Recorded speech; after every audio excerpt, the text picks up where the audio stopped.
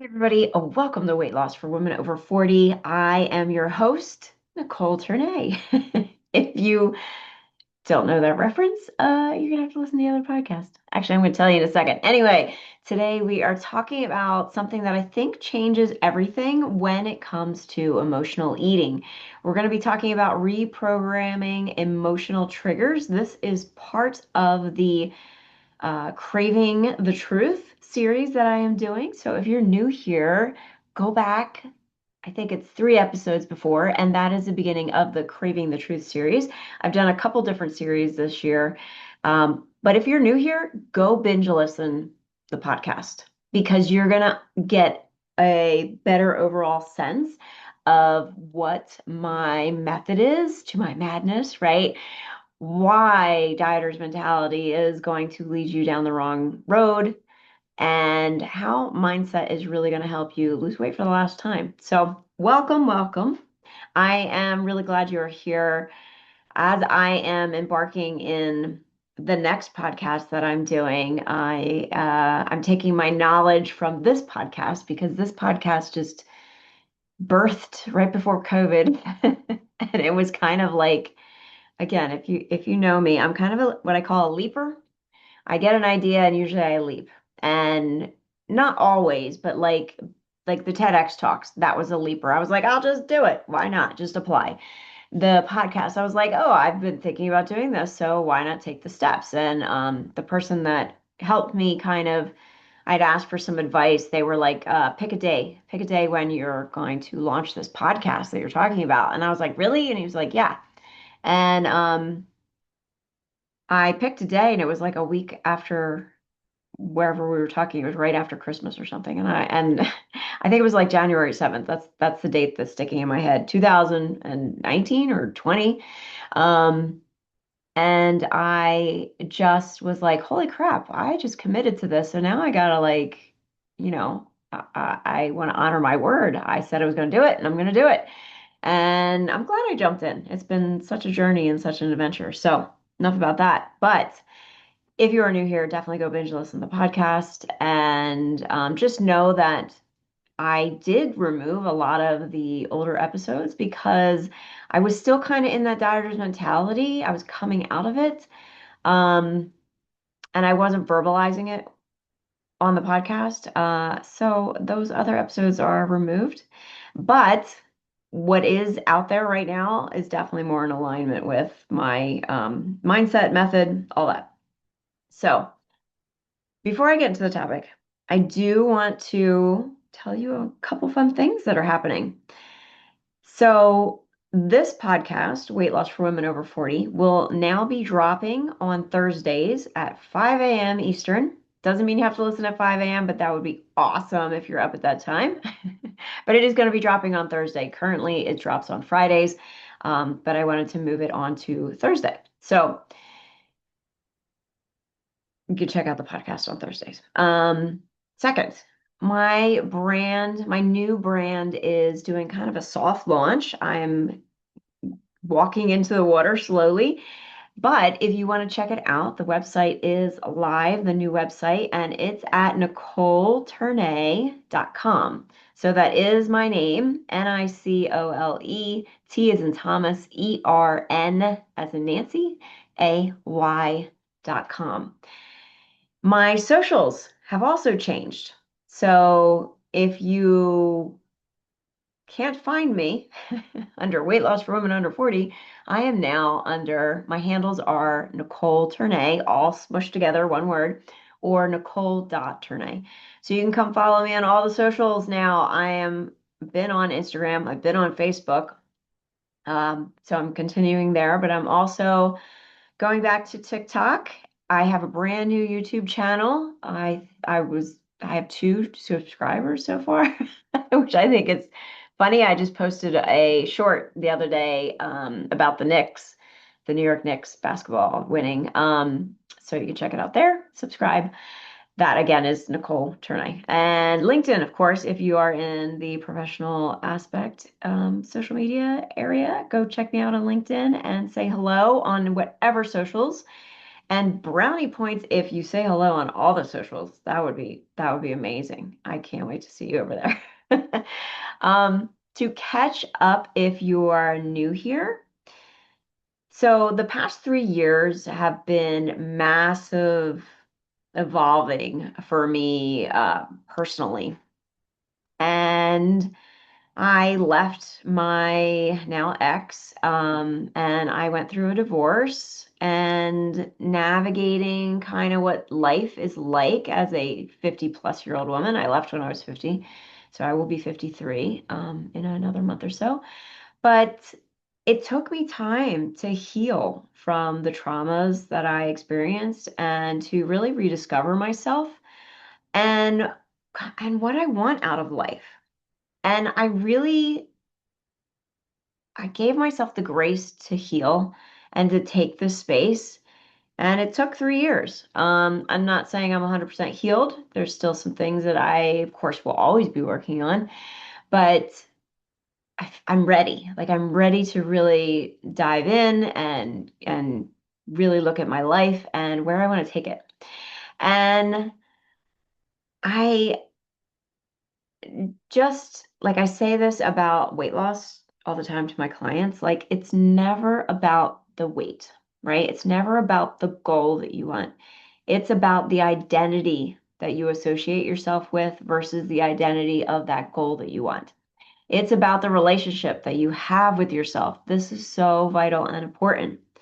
And this is how this new brand came about. And so moving forward, my brand name is Nicole Ternay. And I will always continue to help people lose weight, but that is going to be housed under my Maven Heart membership. And the Maven Heart membership is next level. A lot of my clients who worked with me in weight loss, they lost the weight and then they're like, well, what's next? Like, what's the next step? Because again, it's not the weight. What you're learning when you work with me is all the stuff that's going on in your brain, the relationship you have with yourself, the identity that you're carrying around. Like, they're deep things. There really are deep things. And when you go through, or when people went through my weight loss program, they come out with this whole mindset and psychology that they never knew existed. So it opens up this whole nother door to other areas of your life. And I love that. I absolutely love that. And so, I mean, it could be that you want a better relationship with your partner, or maybe you're looking for a career change, or maybe you're just ho-humming through life and you feel content and like you should be very grateful because you have all the stuff, the life, the ideal life. Um, but there might be a pull that you want something more. And I think we're always evolving as humans because either we're evolving or we're decaying. And this is where Maven Heart comes in. And this is where the new brand is going in that direction. Again, Maven Heart is a program inside the brand. Me personally, as my personal brand, I will be doing some more speaking. I'm not sure if I mentioned it on this podcast, but I'm going to do my third TEDx. I'm really excited about that. I also am co-authoring a book that is coming out soon. I have some other things in the work that I'm not going to share with you just yet, but I have some next level evolutions that I want to do. Like I want to leave a legacy when I am no longer here, right? I don't want to look back on my deathbed and be like, oh, I'm so glad I wasted those 20 years doing absolutely nothing or I'm not going to go down that rabbit hole. But anyway, my mission in life is really to make an impact in this world. And I know I can do that.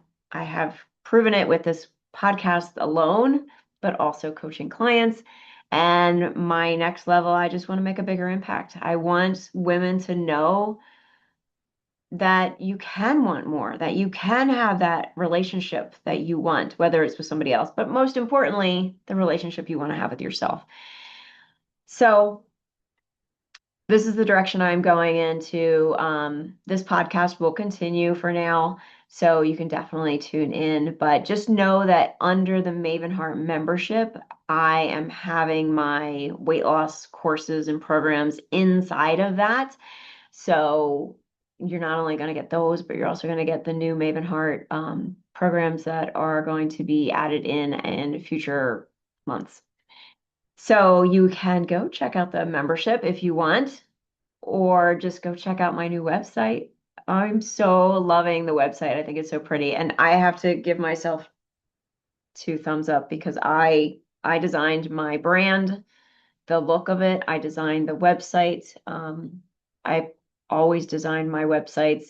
If you are a website designer, yeah, it probably is not an official. I don't know. I kind of equate that to when my daughter was little, I made her a quilted blanket for a baby blanket, and I love it. It's absolutely adorable. But I'm sure that if someone who officially is a quilter, I mean, mine is probably like not that good, but it is cute. Maybe I'll take a picture of that next time and put it on social so you can see.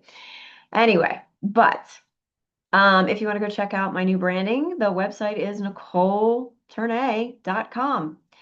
And all the show links, of course, will be I'm sorry, the links will be in the show notes so you can take a look at that. And while you're there, there is a very short quiz that you can take to find out what your Maven Heart archetype is. So, and lastly, the Maven Heart podcast will be coming out very shortly. So make sure you're on the email list of mine for that and following me on socials. And I'll let you know when that launch is happening. And the Maven Heart podcast is going to be different from this podcast. I probably will not be talking too much about weight loss, but I will be talking about relationships, self-trust, all kinds of things that help you on the journey, what your future looks like, that next chapter. I will be talking about, traumas in life and things like that. And I have an incredible lineup of guests that I have already interviewed. There are still some more interviews to go, but I mean, just there's there's a lot of amazing people, and they're going to be sharing their low moments in their life and how they overcame them. So I hope you will join me over on the Maven Heart podcast. It is going to be on Spotify, all the social media platforms, Apple, and also you can watch it on the YouTube channel. So I am super excited about this journey personally, but also for you guys because the work that I've done in weight loss and that I've done on myself personally, it just makes me a better coach. It makes me more in tune with what you guys need. And my clients tell me all the time that I'm really good at narrowing in on what's between what they're saying. So basically, I can pull out your blind spots very quickly. That is my superpower, and I love it. I love that I can see this very easily because it's so helpful. It helps you, hate to use the word transform, but it helps you elevate a lot quicker because I can do that, right? So I have the Maven Heart membership, which you can absolutely dive into and join. And I also have private coaching, so you can also do that as well. So, all right, enough about all the exciting things coming up. Let's talk about emotional triggers and how to reprogram them. And I'm probably going to talk about it in a way that you have not heard before because I think the weight loss industry has done a pretty crappy job teaching women, especially, about triggers. And the message that we get is usually like, just avoid the triggers, remove the temptation, don't ever go into a bakery ever again. Don't keep the cookies in the house, like clean your pantry out completely. And the last one, which I really find annoying, is just distract yourself. And I talk about this in Crush Your Cravings, which again is inside now the Maven Heart membership. But these things that the weight loss industry or dieter's mentality has you testing or trying these tactics, these tricks, essentially, they don't actually solve the problem. You're just putting a band-aid on a bullet wound, and it doesn't get to the root of the problem. This is my biggest contention with dieters' mentality in the weight loss industry. And the reason why is because if you got to the root of the problem, then they couldn't keep selling you the pill, the potion, the whatever, right? So, unless you plan on living alone in a cabin on the in the woods on a mountaintop where there's no stress, no family, no holidays, no social media, no work deadlines, nobody around you, and no place really to like trigger you, your triggers are coming along with you. You're going to bring them with you. So the goal isn't to become a woman who never gets triggered. That is not the point of mindset and psychology. The goal is to become a woman who no longer automatically obeys her triggers. That's a completely different skill. So today, that is what we are going to dive into. We're going to go into the psychology a little bit more behind emotional triggers and why they happen and why they're actually not about food and how you can begin to reprogram them so they stop running the show. All right, you ready? Let's get into it. So, if you've been on this podcast and you've listened to the podcast, you know I talk about the primitive brain. And our primitive brain, I want to say it's lazy. Well, I say that lovingly, but it's really about efficiency. Maybe that's a better way to say it because I don't know if it's actually lazy per se, but it's very efficient. It wants shortcuts. It wants to be conserving energy, to be as efficient as possible, streamlined, right? Great example is I want you to imagine, if whatever route you take on a regular basis. So say you drive to work or you drive to the grocery store or you're driving to drop your kids off at school. You probably know that driving route pretty good. And what happens is a lot of times you get in the car and you drive and then you arrive, but you don't remember what happened. Like you don't actually remember unless something happens, right, out of the ordinary. You don't remember the lights. You don't remember the people. You don't remember all the stuff. Here's an example. So before I moved up north, I would drive from South Jersey to Central Jersey to see my boyfriend. And this was after I got divorced. Just make that clear. Um, and it was about a 90-minute drive. And I, 9 times out of 10, would be listening to some sort of Audible book, but a lot of times it was automatic pilot at that point because I would just get in the Jeep and drive and show up, right? I don't really remember a lot of things unless somebody cut me off or whatever, right? I know that you're familiar with this. Like you just kind of zone out. You go into this like Zen mode because it's on automatic pilot. You've driven it so many times, right? You're kind of unconsciously driving. Again, unless somebody swerves in front of you or something like that, your brain takes over and just does what you've done. Food habits work the exact same way. And at some point, your brain learned that emotion leads to food, which leads to relief. This shows up as stress when you grab chips. Like if you're stressing out and you grab chips, salsa, maybe you're feeling lonely or, for me, again, a big one was celebrating, like being happy. It's not even like celebrating birthday kind of celebrating. It was like go me. I still notice it. So when I have a successful thing in business or whatever goal, and I see a little glimmer of like, yes, I'm getting closer to it, I'm like, ooh, yes, let's go grab a cream-filled powdered donut or something to celebrate, right? But I catch myself.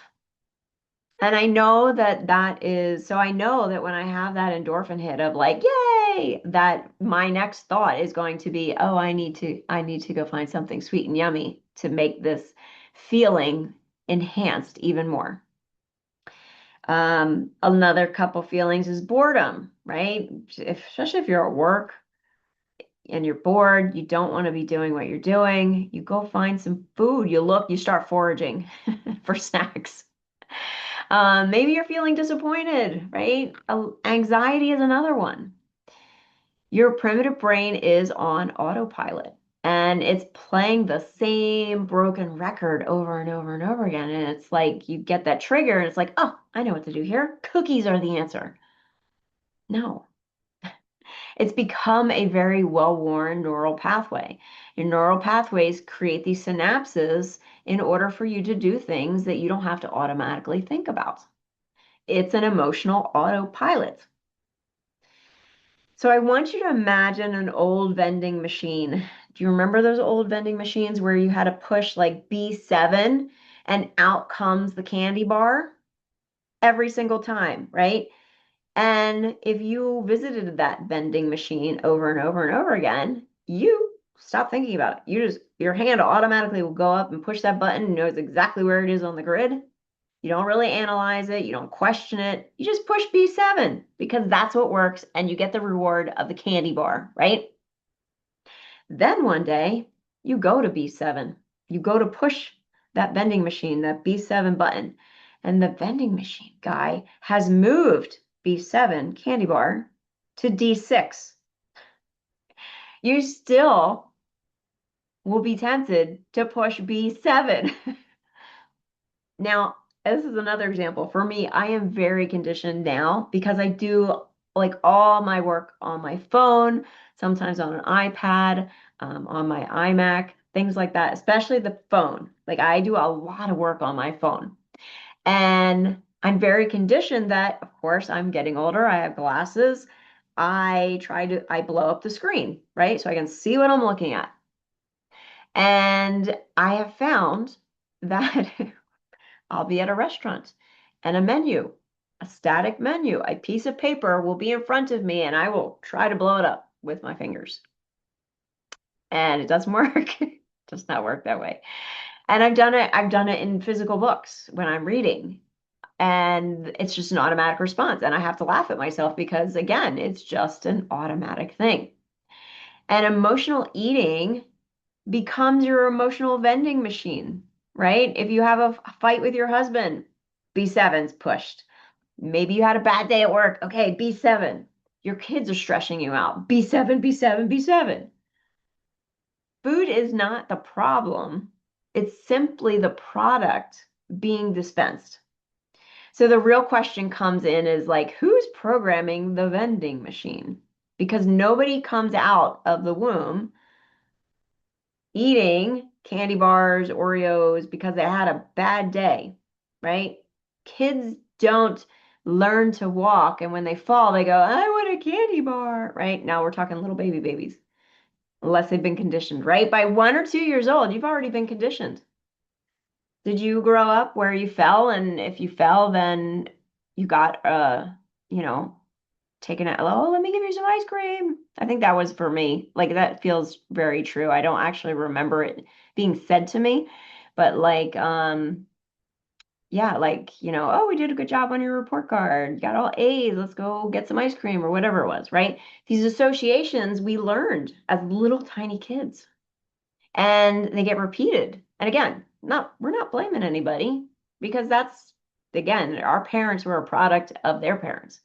And their parents probably came from the Great Depression era where food was very scarce. So it makes sense that our parents would want to spoil us with food because it was not readily available for them growing up, or vice versa, however long the generation, comes around. Um, but these associations were learned, right? And they're repeated and reinforced. The beauty of this is whatever you learned can be unlearned. So there's a hidden payoff.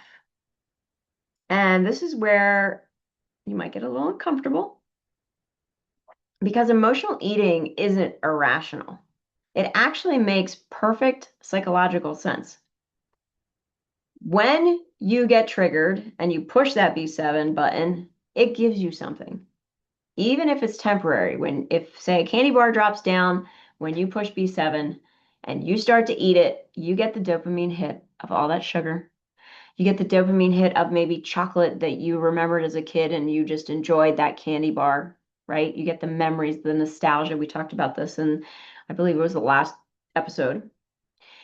You get to numb yourself, right? You get to distract yourself. I said this in the beginning with those dumb dieters mentality tricks. You get to escape, even if it's for 5 seconds while you eat that candy bar. You get a reward. Okay. Remember, as a child, I just mentioned if you got a good, report card and you went and got ice cream, you got a reward. You're giving yourself permission. You're giving yourself a connection, right? There's something about picking something up and touching it, right? It takes you out of that moment almost, especially if it's something that you desire, like a candy bar.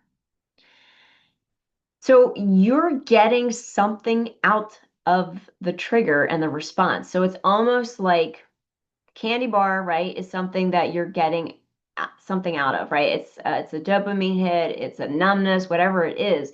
So in a weird way, when your brain gets triggered, you're already like 2 steps ahead of yourself subconsciously and like, ooh, I'm gonna numb, or ooh, I'm gonna get a dopamine hit, right? So you're getting something out of pushing that B7 button. And let's be honest, if food didn't work for emotions on some level, you wouldn't keep doing it, right? If you didn't get, so how's this for an example? Let's say you're at the vending machine and it's got Brussels sprouts in it for B7, and you push B7 and drops Brussels sprouts and you start gnawing on them and they're like, you don't get a dopamine hit from Brussels sprouts. If you do, I'm concerned. But you get, nobody craves Brussels sprouts that I know of, right? So you're not getting that dopamine hit.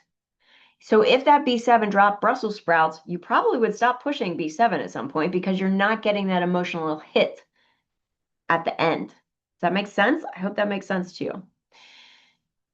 So because you're getting that dopamine hit or whatever, numbness or whatever, you are going to repeat it, right? It's in your brain. It's on some level, you think it's working, right? It's taking away that emotion that you don't want to feel. And I know I work with clients and it's like I know what to eat or I know what like not to eat. I know not to indulge in this craving or whatever, but I can't do it. Like what's going on, right? Here's the thing. You guys listening have a lot of information about weight loss, especially if you are over 40, 50s, 60 years old, right? We were inundated with weight loss stuff probably from the day we were born, right? How many, I know I can't see you, but raise your hand if you went to Weight Watchers as a child.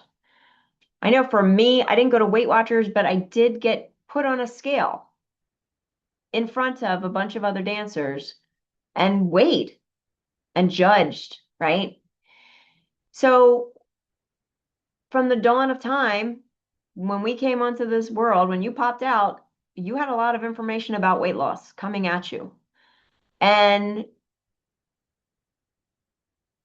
this is not an information problem, right? It's an emotional regulation issue. Food became the quickest route to changing how you felt in that moment. The issue isn't that you want relief.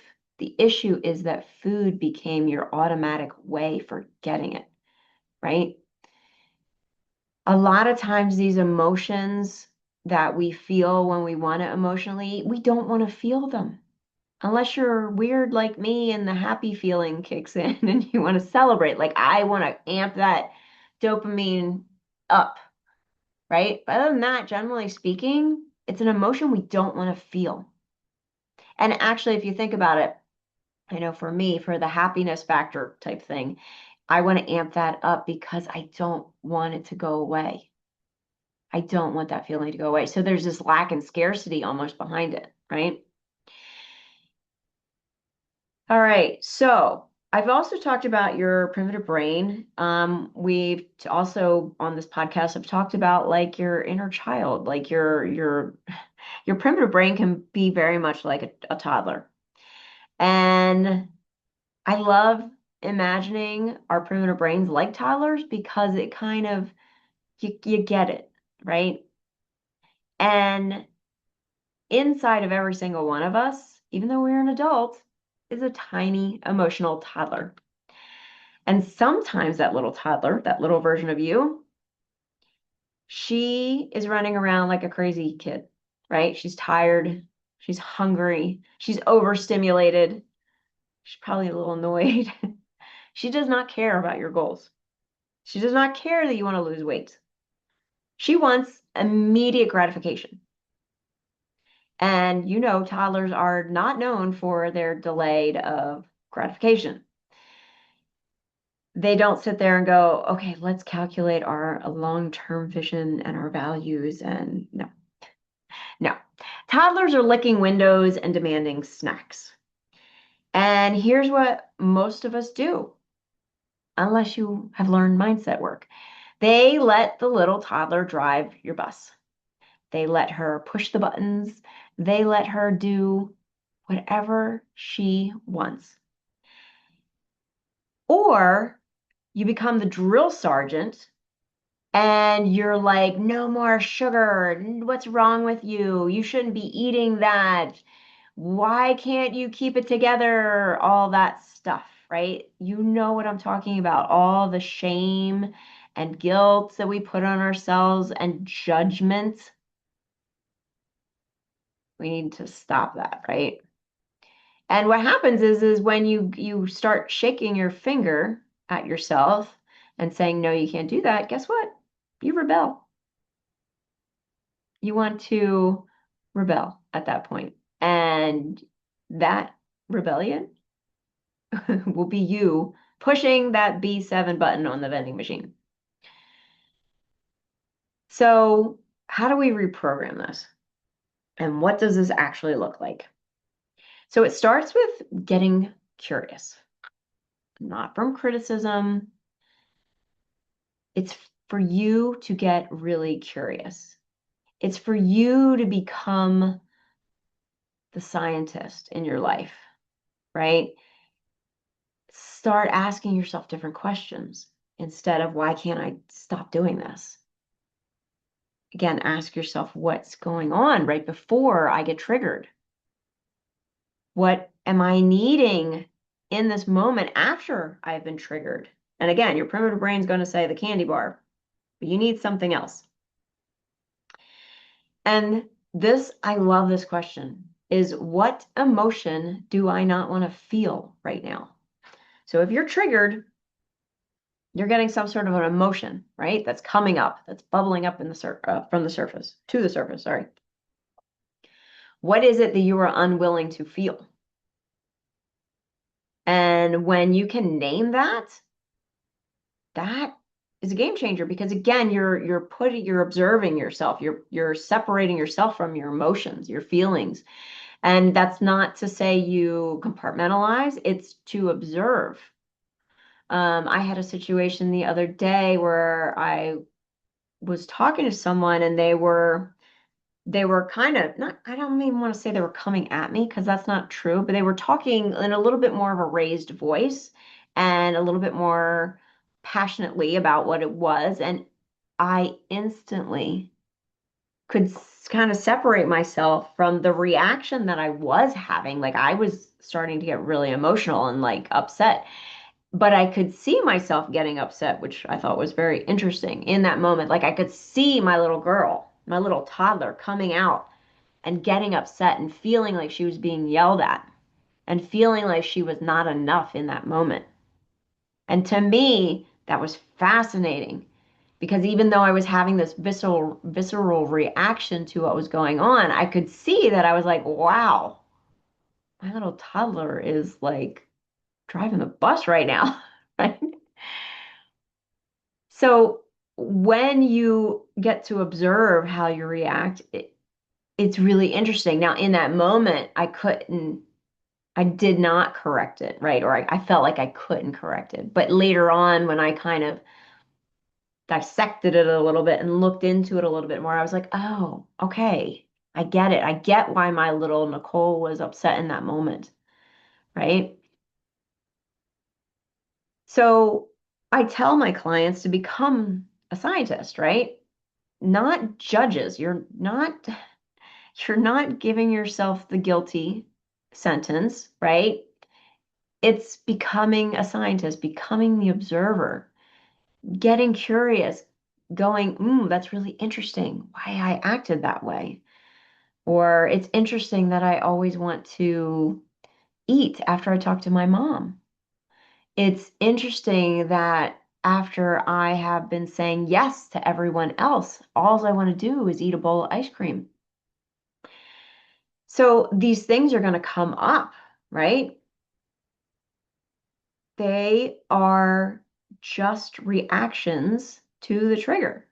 And it's just information, it's just patterns that you are experiencing.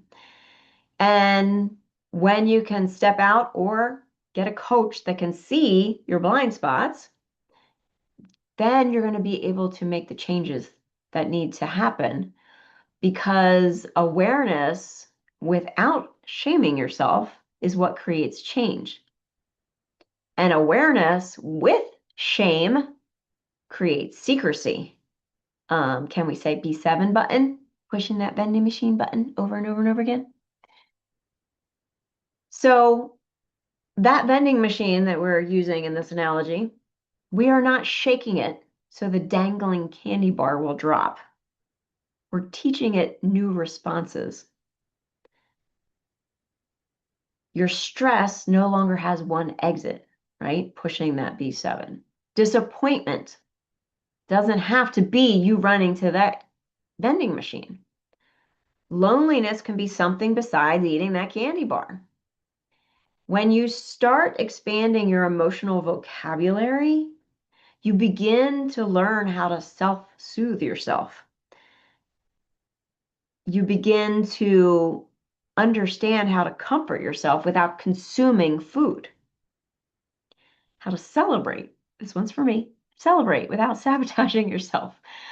Um, learning how to possibly disappoint people and not abandon yourself, right? Feeling emotions and not feeling like you immediately have to fix them or you have to snuff them out. This is emotional resilience. And emotional resilience is one of the greatest predictors of permanent weight loss. It's not about perfection. And it's not about, oh my gosh, I need to get motivated. I need to suck it up, buttercup. And it's definitely not about being good all the time. You're either good or you're bad. That's not it. It's resilience. It's understanding the identity that you are wandering around operating from. And that's okay. It's not a good or a bad thing. It's just that's what you're doing. That's it. So the women who lose weight, the women that I coach, and the women that not just lose the weight, but keep it off, they're women that still get triggered, right? We're not eliminating getting triggered because if we eliminated emotions, you would be a robot. And in today's society, with all the AI stuff going on, I feel like we need to hold on to our humanness even more. But the women who lose the weight and keep it off, it's not that they never get triggered, it's they stop making their triggers mean something terrible about themselves. And they don't interpret one emotional eating moment as like, holy crap, I have just blown up my entire weight loss journey. I've ruined everything. I'll never be able to lose the weight. I'll never change, right? It's very dramatic when your primitive brain or when your little toddler steps in. That's how you know you're there. If you're like, oh, I'll never be able to lose weight, or I can never eat a donut ever again, like that drama, that soap opera drama, that's your primitive brain. If you take nothing away from this podcast today, when you are in drama land, your little girl, your primitive brain is driving the bus. When you can be calm and grounded and have awareness in those moments, then you have choice, right? So it's again, not that you don't ever get triggered again, because Lord only knows I get triggered. I still get triggered. But it doesn't mean I'm running to go have a powdered or cream filled powdered donut or Cinnabon bun or whatever, right? I may feel the urge to do that, but I have the choice, right? Because I have observed myself enough. I know my patterns. I know what triggers me. So, it's like driving down a road where there's always a pothole. You know this pothole's coming. You know it's there. You know that the township has not taken care of it in years, and that's okay, whatever. But you know it's coming, right? When you know the pothole's there, you know how to drive around it, take another route, whatever it is, right? So again, your neural pathways have created this synapses. When you start redirecting, it doesn't automatically take that path, but it starts to die and wither away the more times you redirect, right? So the new one becomes more familiar, right? That is how you reprogram yourself. You catch yourself, you understand your triggers, you understand your patterns, you understand the if then process, right? If I get triggered, then I go push B7, right? But when you understand that and it's not in drama land, you can make a calm, grounded decision. This is what I talk about in Crush Your Cravings. Again, it is inside the Maven Heart membership.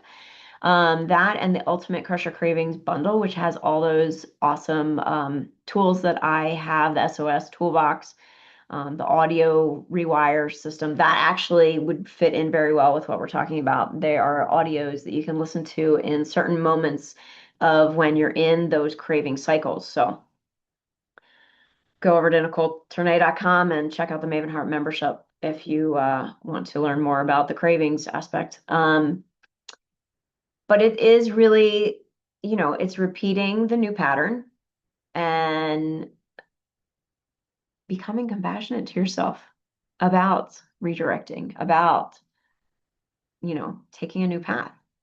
And it becomes practice. It's like anything else in life, right? And if you need help in this area, I know someone that can help you. That would be me. But if you recognize what's going on, it is so much easier it's like you have the blueprint for how to lose weight. So if you take nothing else from this, you and your patterns are not like a defect. It's just how you learned how to emotionally survive, right? This is the strategy that you pull out, and your primitive brain feels like death is about to happen, and it's your emotional survival strategy, right? Your brain learned this pattern for a reason. We don't have to really I mean, I think it helps when you understand the reason, but you don't always have to know the reason, as long as you can kind of disconnect from why it's not serving you. Um, Survival strategies, they're not always lifelong strategies. I mean, think about it. If you are in the wilderness and a bear is coming at you, you have a survival strategy. It may be instinctual, right? But that is a survival strategy in that moment. You don't operate on a regular basis that a bear is going to come into your environment, right? That's you operating on survival all the time, which is ironic because if you have experienced some sort of trauma in your life, which most people have, you are operating in survival strategies and you probably don't even know you are. Again, this is the Maven Heart direction that is going into that.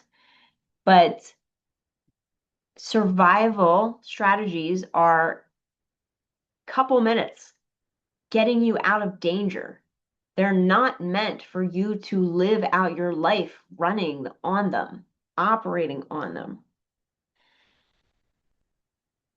You get to choose the software that you are operating from. You get to question your old programming. And the beauty of all this is you get to create your new emotional pathways. You get to create your new emotional strategies. This is not about becoming someone else. It is by becoming the woman who understands herself so deeply enough that she chooses differently. Going back to Maven Heart, this is why Maven Heart is the next step. Maven means expert, heart means core. Getting back to your core of who you are when you came into this earth and coming home to who she is. That version of you that has you've been operating years and years and years, and you've just been layering traumas and safety mechanisms and survival strategies over. And so you have this like armor all around you, and you don't recognize the true you. Maven Heart, get to the core of who you are. So I think I'm going to just end there because this podcast is going to be a whole another hour if I keep going. But I hope that this resonates with you. I hope that you start to really look at who you are, and because the person that you're operating from right now isn't truly you. Like if you have a drive to have certain things in your life, and I don't mean things like a Jeep, a nice house. I mean things like love, connection, relationships. What's standing in your way is the strategies that you've been piling up over the years, right? When we start pulling at that thread, pulling out the triggers, looking at the patterns, noticing what you're operating on, that's when things start to change. That's when you lose the weight. That's when you become more you. So if this episode made you think of a moment where you suddenly realized, oh, wow, I do that every single time, take note of it, right? Download this episode, flag it so you can listen to it over and over and over again. And if you know somebody who does, like, if you find them saying, oh, I did it again, why did I do it again? That kind of thing, send it to a friend. Send it to them. They need to hear this. This is my mission, right? Help me with my mission. Help me spread the word that you don't have to feel horrible losing weight, and you don't have to feel horrible going through your life. That's the Maven Heart part, right? You don't have to hate yourself skinny. That is never an option that I want for you. So I hope that you enjoyed this episode. I hope you're enjoying Craving the Truth series. If you really love this podcast, please leave a review, share it with a friend, take a screenshot, share it on your social media, tag me in it. I would love to see what's resonating with you. So thank you so much for hanging out with me today. Go check out the new website, NicoleTernay.com, and come follow me on the social medias. I would love to interact with you and get to know you because, again, like I say, I get on this podcast and it's very one-sided, right? You just hear me talking and I don't get to know about you. So, yeah, I'd love to get to know everyone. I hope that this impacted you in some way, shape, or form today. Remember, the goal isn't about never to feel anything. That's not it at all. It's really to become a woman who can choose whether or not she wants to push the B7 button on the vending machine and not to react to every emotion that shows up. So I will see you on my new socials over at Nicole Ternay or Nicole.Ternay. Have a beautiful day and look forward to seeing you in the next episode or talking to you in the next episode, I guess. All right, take care.